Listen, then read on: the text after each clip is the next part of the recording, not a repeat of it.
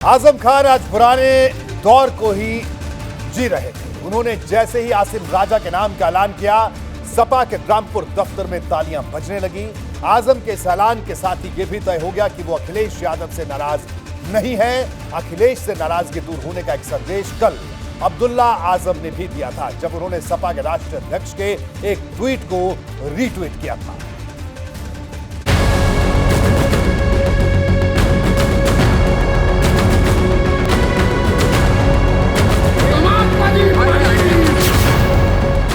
रामपुर के सियासी रण में आसिम दिखाएंगे दम।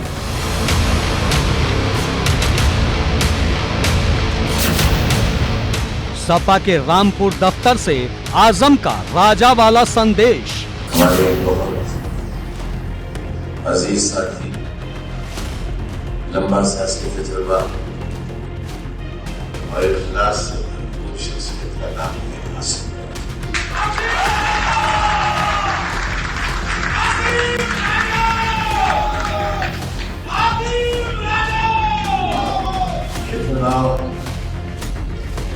हम आसिम राजा साहब को लड़ाना चाहते हैं और आपसे अपनी तकलीफों का हिसाब लेना चाहते हैं।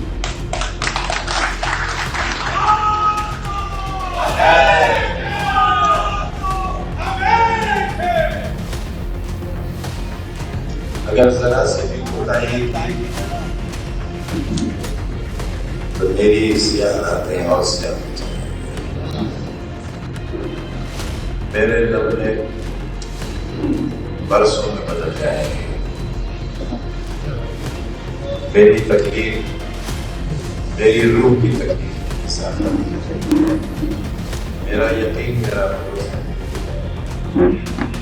और अगर मेरा भरोसा टूट गया तो मेरा वजूद टूट जाएगा।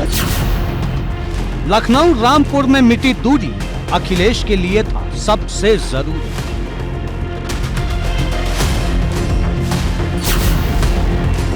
आजम ने भरी सभा में कहा, पत्नी को नहीं लड़ाऊंगा।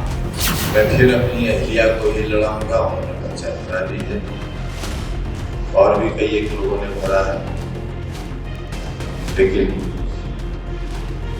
मेरी राय है बहुत लंबी मुद्दत के लिए चुनाव नहीं है। हम एक ऐसी मिसाल पेश करें। समर्थकों के बीच आजम का दर्दे चुनाव। और ये भी आपको बता दूं कि पिछला चुनाव पार्लियामेंट का मैं नहीं लड़ूंगा, लेकिन मुझे मालूम था कचहरी तक पहुंचने नहीं दिया जाए और चुनाव नकोस हो जाए। यही विधानसभा में आजम था, जो दहशत थी और जो पुलिस का रोल था, यहाँ का इंतजामिया था। विधानसभा के चुनाव में यही अंदाजा था, पर्चा भरा नहीं,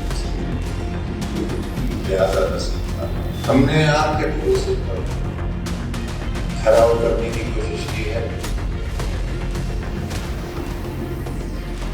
और दुआ करिए ये सर वाली के सिवा कहीं न चले, और अगर इसके छूटने की नौबत आए तो ये सर बना रहे। आजम का 24 वाला संदेश, खुश हो गए अखिलेश।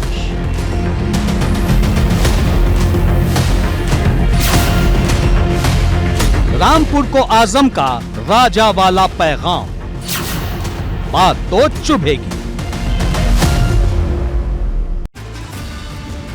सियासत में तस्वीरों के संकेत बहुत बड़े होते हैं, हर तस्वीर के मायने होते हैं। इसलिए आजम खान ने रामपुर के सपा दफ्तर से बहुत कुछ बातें एक साथ साफ कर दी। अब लड़ाई लोकसभा के उपचुनाव की है। पिछला चुनाव तो आजम खान खुद लड़ रहे थे, लेकिन इस बार वो सिर्फ समर्थन दे रहे हैं। इस चुनाव में यह भी साफ हो जाएगा कि आजम खान के पीछे खड़े होने भर से रामपुर में चुनावी तस्वीर कितनी बदल जाती है।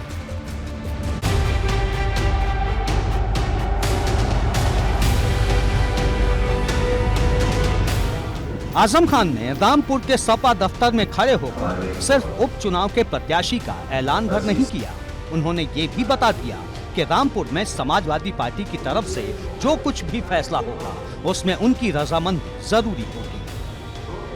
छोटे से कार्यकर्ता के लिए बहुत खुशी की बात है कि उन्होंने आज अपने एक पुराने कार्यकर्ता पर, अपने एक साथी पर भरोसा किया है और हम दिल की गहराइयों से जाहिर है हमारे दिल में बसते हैं वो। कल भी उनके शुक्रगुजार रहे हैं, आज भी शुक्रगुजार हैं। समाजवादी पार्टी अपने प्रत्याशियों के नाम का ऐलान या तो चिट्ठी जारी करके करती है या फिर ट्विटर के जरिए, लेकिन बहुत कम ही देखा जाता है कि कोई नेता जिले के पार्टी दफ्तर से लोकसभा जैसे चुनाव के लिए प्रत्याशी के नाम का ऐलान करता हो। आजम उन्हीं चुनिंदा नेताओं की पहचान रखते हैं। मुकाबला रामपुर में देखिए, आजम खान साहब ने इतना काम किया है, इतना काम किया है और रामपुर की जनता इतना चाहती रही है आजम खान को और आज भी चाहती है। और आजम खान साहब पर जो जुल्म हुआ है, उनकी चाहतों में, आजम खान साहब लोगों के दिलों में चाहतों में इजाफा हुआ है। 2019 में रामपुर सीट से आजम खान चुनाव जीते थे, तब उनकी जीत का अंतर 1,10,000 वोट का था। अब आजम के परिवार से कोई प्रत्याशी तो नहीं है, लेकिन आजम ने जिस आसिम राजा को चुनाव में उतारा है, उन्हें परिवार के सदस्य से कम भी नहीं माना जाता। एबीपी गंगा के लिए रामपुर से उबैदुर रहमान की रिपोर्ट।